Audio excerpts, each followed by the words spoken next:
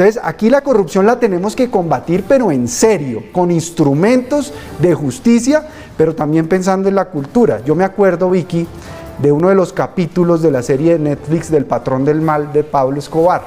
Cuando Pablo Escobar era niño y se roba un examen, las preguntas del examen, se lo roba, y la mamá lo que le dice a Pablo Escobar en ese momento es: mijo, cuando usted vaya a hacer algo mal hecho, hágalo bien hecho, no sea tonto, no se deje pillar. Ese es un tema cultural también que tenemos que cambiar en nuestra sociedad para erradicar definitivamente la corrupción. ¿Qué iba a decir Sergio Fajardo? Ya que estamos en este tema, quería decir unas palabras. Lo primero, mire, yo fui escogido el mejor alcalde de Colombia y el mejor gobernador de Colombia, y cuando digo yo es el equipo, lo que pasa es que le dan a uno la distinción. Y fuimos escogidos con el primer lugar en transparencia y en lucha contra la corrupción. Y por eso estoy parado acá y por eso tengo que enfrentar lo que tengo que enfrentar hoy en las diferentes instancias, porque nos hemos enfrentado a los corruptos. O sea, yo estoy hablando desde haberlos enfrentado, de haber llegado al poder sin comprar un voto, sin negociar con nadie para después repartirles el Estado en pedazos a grupos interesados, y eso se puede hacer en Colombia. Y es muy importante recordarlo. Es necesario que entendamos la dimensión de la corrupción en nuestro país, la dimensión de cómo la corrupción ha permeado una cantidad de instituciones de Colombia, que eso es lo peor que le puede pasar a un país como el nuestro, porque hoy hay una desconfianza gigantesca que empieza a desconfiarse en los partidos políticos, en la Contraloría, en la Fiscalía, en la Procuraduría. Nadie cree en nada. Y una sociedad que no cree en las instituciones es una sociedad que está en grave peligro. Y Colombia está en grave peligro si no enfrentamos esa corrupción. Y el primer punto para luchar contra la corrupción, ¿sabe cuál es? Leyes tenemos muchísimas y se necesitan las leyes. Pero nosotros en Colombia sabemos una frase que dice: echa la ley, echa la trampa. Aquí se obedece pero no se cumple. El primer punto para luchar contra la corrupción es la voluntad política de quien gobierna.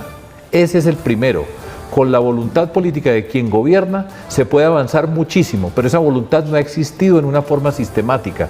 Y nosotros hemos demostrado, y lo repito, lo digo con orgullo, con la gente que he trabajado, que la voluntad política la convertimos en hechos reales y hemos luchado contra la corrupción. No se les olvide eso. La voluntad política de quien llega al poder, y los que tienen negocios y tienen que pagar nunca van a tener esa voluntad política, porque siempre van a tener un socio que tiene que esconder. Muy bien, señor. Por acá, hagámosle brevemente para seguir. A ver, Cristo, Carlos y Alejandro. Una reflexión. Ya no nos cabe una norma más. Estatuto anticorrupción, leyes antitrámites, consultas anticorrupción. Yo creo que tenemos el catálogo más amplio del mundo entero para luchar contra la corrupción.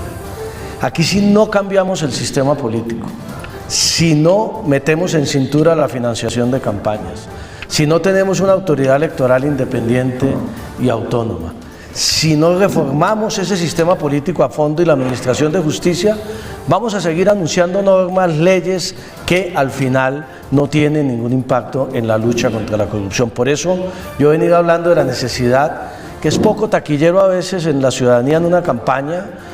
La gente piensa que el tema de la reforma de la política es simplemente un tema de los políticos, o la reforma de la justicia es un tema de los jueces y magistrados.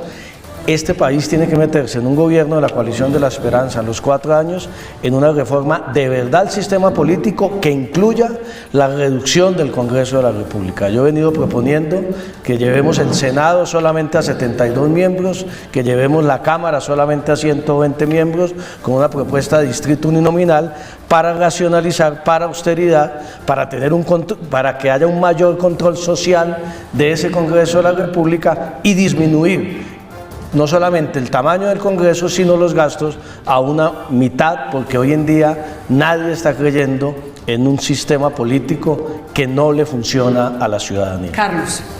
Una reforma tributaria redistributiva también tiene que ver cómo se lucha contra la corrupción. Si la gente tiene más ingreso, ¿cierto?, le compran menos el voto. Me explico. El 1% de los colombianos concentra el 10% del ingreso, solo hablando de ingreso, no de riqueza. el 20% de los colombianos concentra apenas el 3%, el 20% más pobre, el 1% el 10%, el 20% más pobre el 3%, y la gente con mucha necesidad es como carne en el asador para los políticos corruptos que van y compran los votos. Y en esa compra de votos, pues los políticos gastan un montón de dinero que llegan a recuperar, y así pongan la ley más berraca, siempre se van a inventar la trampa para robarse la plata. Así que la solución estructural también pasa por cómo hacemos que el Estado redistribuya, que la gente tenga ingreso, que no necesite que le regalen o que cada 4 años van a darle un mercadito, sino que tengan trabajo y oportunidades. Además resolvemos un problema de crecimiento económico, y cómo esas elecciones se manejan de manera distinta. El doctor John Sudarsky presentó al Congreso de la República del Partido Verde una reforma electoral al sistema electoral, de distritos electorales, también para seguimiento a los políticos, que puedan tener distritos donde los ciudadanos sepan por quién votaron, y que esa reforma política incluya, pues digamos, una reforma también a cómo se financian las campañas y cómo se ganan las elecciones, porque generalmente, y con esto termina, los políticos que pagan para llegar, llegan a robar, y ese es un problema estructural que tenemos en la democracia. Alejandro. Yo quisiera decir 2 cosas, Vicky, y todo rápidamente. Primero, es importante moralizar la política, por supuesto, pero hay 2 elementos, más allá de la reforma política, Juan Fernando, que no hemos mencionado y que tienen que ver con cualquier estrategia seria para disminuir la corrupción en Colombia. El primero es la cultura ciudadana. A nosotros se nos olvidó la enseñanza de Antanas Mocos en insistir obsesivamente todos los días que los recursos públicos son sagrados. La cultura ciudadana es fundamental. Lo otro, vi, que tiene que ver con entender bien cómo funciona el Estado, Juan Manuel. Lo del gobernador Lyons en Córdoba. No eran familias que no recibieron los medicamentos para la hemofilia, es que los inventaron, generaron listas de pacientes fantasma falsos. Y eso se hizo porque se les había dado a las secretarías de salud departamentales una competencia absolutamente absurda. Yo acabé con esa corrupción de los carteles, de la hemofilia, de los pacientes psiquiátricos. ¿Cómo? Construyendo capacidades del Estado, en este caso centralizadamente, con Colombia Compra Eficiente y con la ADRES, para acabar con esa corrupción. Entender dónde están esas venas rotas de la corrupción, entender a fondo el diseño del Estado es también fundamental para luchar contra la corrupción. Robledo quería decir algo, y Sergio Fajardo. Me toca empezar diciendo esto. Yo he sido escogido por un panel de líderes de opinión por 10 años consecutivos como el mejor senador de Colombia. Y eso en buena medida parecido a lo de su alcaldía, ¿cierto?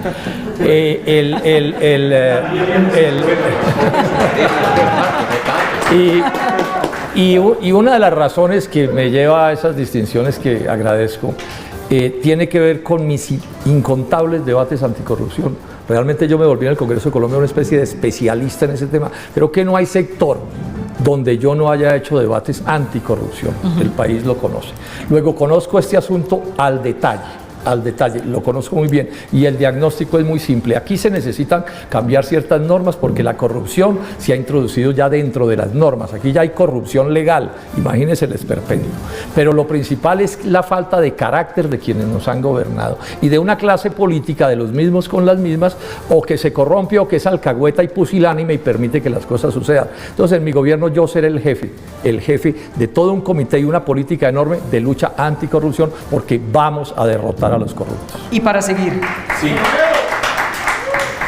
Bueno, este tema es muy importante.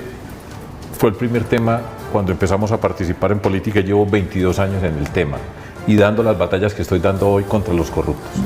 Pero quiero señalar 2 cosas. Una pequeña observación con respecto a lo que dijo Carlos, que hay una asociación que dice es que como son pobres, pues ellos tienen que recibir y los compran. Yo no estoy de acuerdo con eso. Los mayores corruptos de este país son riquísimos y educadísimos. Y esa es una injusticia muy grande que se asocia con las personas más humildes, porque esas son las que se venden. Aquí los mayores corruptos, usted los ve en las fotos, son gente muy educada, entre comillas, sí, y muy rica. Y no les pasa nada. Y no les pasa nada porque en Colombia no hay sanción social. Porque muchos de esos súper corruptos van por todas partes ostentando, porque para explicar un poco qué pasa con la mentalidad del corrupto. La mentalidad del corrupto lo primero que dice es cuánto me voy a ganar. Segundo, cuál es la probabilidad de que me cojan.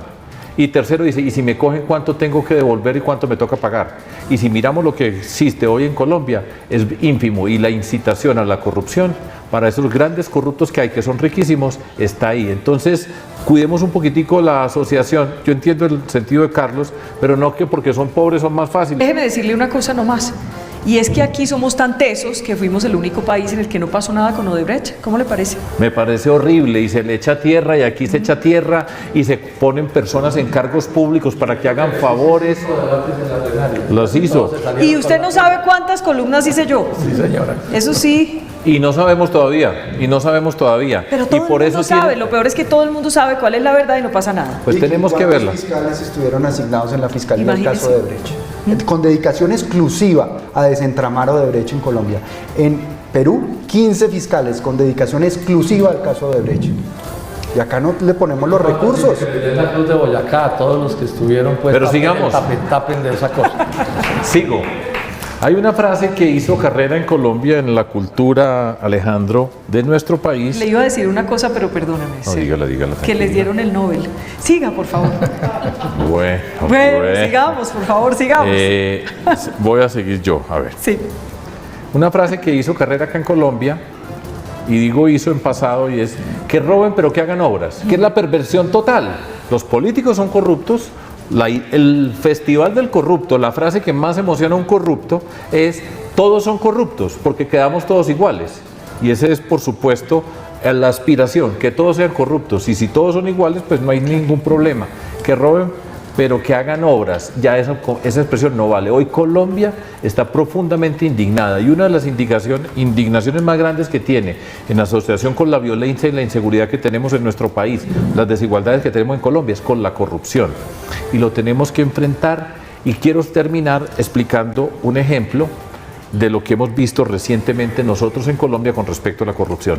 Le robaron el internet a los niños y a las niñas del mundo rural en Colombia, se lo robaron.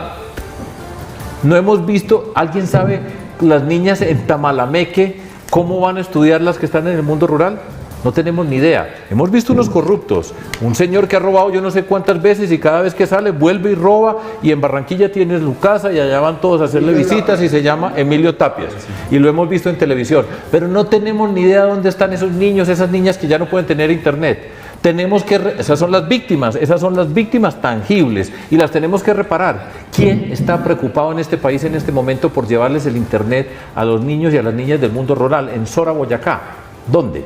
Nadie está preocupado por ellos. Y por eso es que la corrupción tiene ese espacio, porque lo vemos como algo abstracto. Aparecen unas figuras allá en una telenovela del mundo de la corrupción, que los necesitamos verlos, pero nunca vemos a las personas que les robaron, nunca reparamos a las que les robaron. Y Carlos, adelante con la... Muy rápido. Yo digo que los pobres son las víctimas. Te cuento esta historia, anécdota. Mi abuela, doña Carmen, de la vereda del Pozo de Socha, cada vez que llegaba el político a ofrecerle el baño, mi abuela no tenía baño, así que tenía que levantarse temprano y debajo de la mata de guayaba hacer sus necesidades. Perdón que sea tan gráfico, pero para explicarte mi punto. Y cada que llegaban las elecciones iban a decirle, le ofrezco el baño. Incluso mi abuela mataba a la pobre gallinita que tenía para quedar si el doctor le daba el baño. Con la necesidad, mi abuela no era mala ni era corrupta. Iba y votaba por el señor que le ofrecía el baño. Si esa necesidad fuera satisfecha y el político no llegara a ofrecerle, resolverle una necesidad que coma el ciudadano, que son las mayorías, pues ese político corrupto que compra votos y que hace indebidamente y que es muy rico, no estaría gobernando este país. Mi punto es serio. Si logramos educar a esas personas, porque qué fácil es engañar al que no sabe leer, decía Silvio Rodríguez, si logramos educarla y resolverle sus necesidades básicas, estoy seguro que la dignidad del pueblo colombiano es más grande que vender su conciencia, y lograremos resolver que personas como tú, honestas, o como cualquiera de los que está acá, puedan llegar a gobernar